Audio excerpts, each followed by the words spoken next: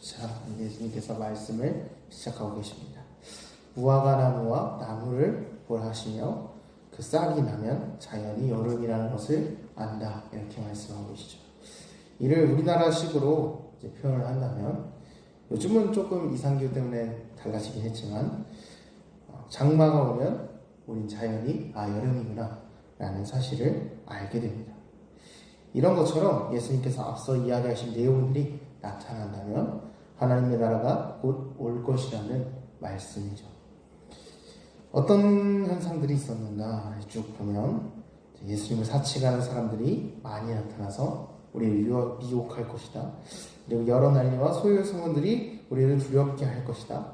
뿐만 아니고 큰 전쟁이 날 것이며 큰 지진과 기근과 전염병 그리고 큰 박해가 있을 것이다, 이렇게 말씀하셨죠. 이러한 일들이 우리 가운데 일어날 것이다, 이렇게 말씀하신 것이죠. 하나님께서는 이는 일어날 수 있다가 아니라 우리가 잘하든 못하든 반드시 일어날 확정된 미래로서 우리에게 말씀하셨습니다. 32절과 33절에 이렇게 말씀하시죠. 내가 진실로 너희에게 말하노니 이 세대가 지나가기 전에 모든 일이 다 이루어지리라. 천지는 없어지겠으나 내 말은 없어지지 아니하리라. 아멘. 그렇다면 이제 이 사실을 안 우리는 어떻게 해야 할까요? 우리가 언제 올 그날이 언제 올지 몰라서 벌벌 떨고 그렇게 불안해하면서 있어야만 하는 걸까요? 34절의 말씀은 마치 우리에게 정말 그렇게 해야 할 것만 같은 그런 인상을 줍니다. 34절 말씀 이렇게 나왔습니다. 너희는 스스로 조심하라. 그렇지 않으면 방탕함과 술 취함과 생활의 염려로 마음이 둔하여지고 뜻밖의 그날이 덫과 같이 너희에게 임하리라. 이 말씀에서 딱 마음에 꽂히는 말이 하나 있죠. 생활의 염려로. 이 말이 가장 눈에 띕니다. 방탕함과 술 취함과 생활의 염려로 마음이 둔하여진다. 현재 우리가 살아가는 삶은 분명 성경시대의 삶보다 굉장히 편안하고 안락한 삶일 것입니다. 그렇게 우리가 스스로 우리의 마음을 정비하지 않는다면, 물론 성경시대에도 마찬가지지만 마음을 정비하지 않는다면 가장 중요한 것을 놓치게 됩니다. 하나님께서는 우리가 보고 있는 이 현실이 끝이 아니라고 분명히 말씀하셨습니다. 그러나 우리 안에는 마음의 염려가 생기게 됩니다. 그렇기에 우리는 하나님의 말씀을 따르는 것에, 가난한 자로서 하나님 앞에 서는 것에 망설임을 가지게 됩니다. 주님의 말씀을 따르는 것이 세상 사람들이 말하기에는 손해인 것처럼 보이기 때문이죠. 이는 풍요의 시대나 어려움의 시대나 마찬가지입니다. 우리가 겉면에 미혹되어서 하나님을 보지 못하게 된다면 우리의 마음은 둔하여지고 결국에는 우리가 행해야 하는 의무를 할 수 없게 될 것입니다. 그 결과 예상하지 못한 순간에 마치 동물이 덫을 만나듯 우리 또한 갑자기 그날을 맞이하게 될 것이다, 이렇게 말씀하시는 것이죠. 주님께서는 말씀하십니다. 이러므로 너희는 장차 올 이 모든 일을 능히 피하고 인자 앞에 서도록 항상 기도하며 깨어있으라 하십니다. 아멘. 하나님의 심판의 날에 덫과 같이 모든 사람에게 임할 심판을 피하는 것뿐만 아니라 예수님 앞에 서도록 항상 기도하며 깨어있으라고 말씀하시죠. 그러면 어떻게 항상 기도하며 깨어있을 수 있을까요? 항상 기도하라 라는 말씀을 보면 이는 18장 1절에서 8절까지의 말씀에서 예수님께서 설명하신 바가 있습니다. 18장 1절에 이렇게 나와 있습니다. 예수께서 그들에게 항상 기도하고 낙심하지 말아야 할 것을 비유로 말씀하네요. 예수님께서 우리 오늘 이 비유를 말씀하신 그 계기를 한 번 더 생각해 보실 필요가 있습니다.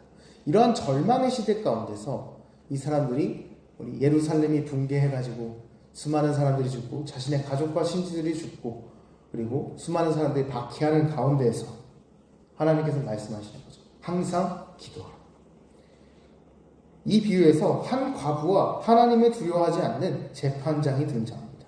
이 과부가 자신의 한을 풀어달라 매일 이 재판장이, 불의한 재판장에게 찾아갑니다. 재판장이 처음에는 듣지 않습니다.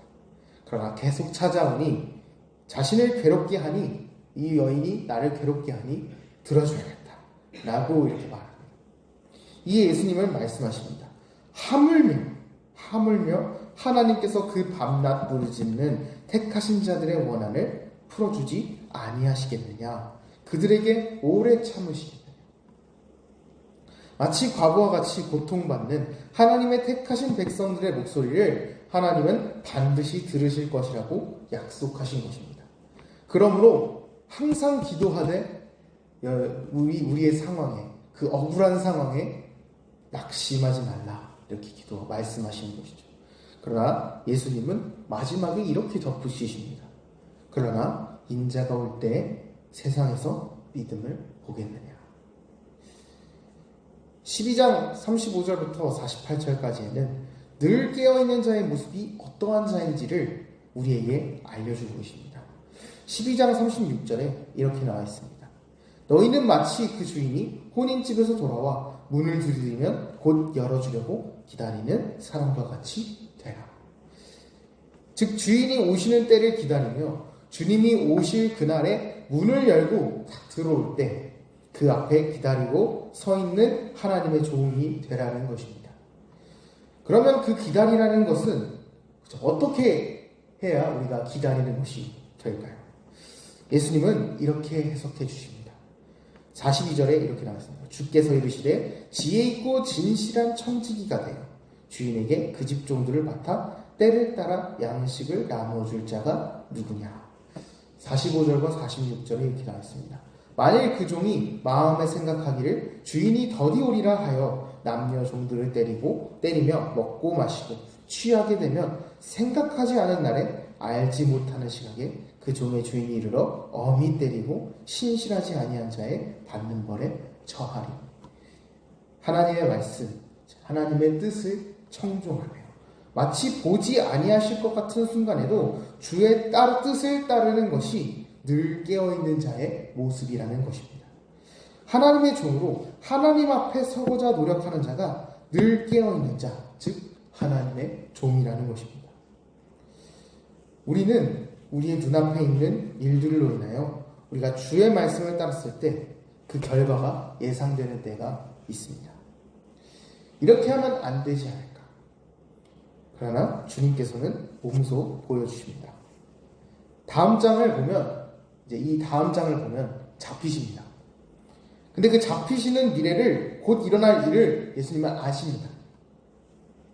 우리에게 만약 이러한 일이 생긴다는 것을 알고 있다면 우리는 어떻게 할까요? 저 같으면 뒤돌아서 도망갈 것 같습니다. 그러나 주님은 그 자리에서 하나님의 뜻을 따르는 것을 우리에게 몸소 보여주시는 것입니다. 37절과 38절에 이렇게 나왔습니다. 예수께서 낮에는 성전에서 가르치시고 밤에는 나가 감람원이라 하는 산에서 쉬시니 모든 백성이 그 말씀을 들으려고 이른 아침에 성전에 나아가더라. 아멘. 하나님의 종이 되시기를 주님의 이름으로 소망합니다. 세상의 종이 되어서 세상의 말을 따르는 것이 아니라 죄의 종이 되어서 죄의 말을 따르는 것이 아니라 하나님의 종으로서 늘 기도하며 깨어있는 여러분이 되시기를 주님의 이름으로 소망합니다. 잠시 기도하겠습니다.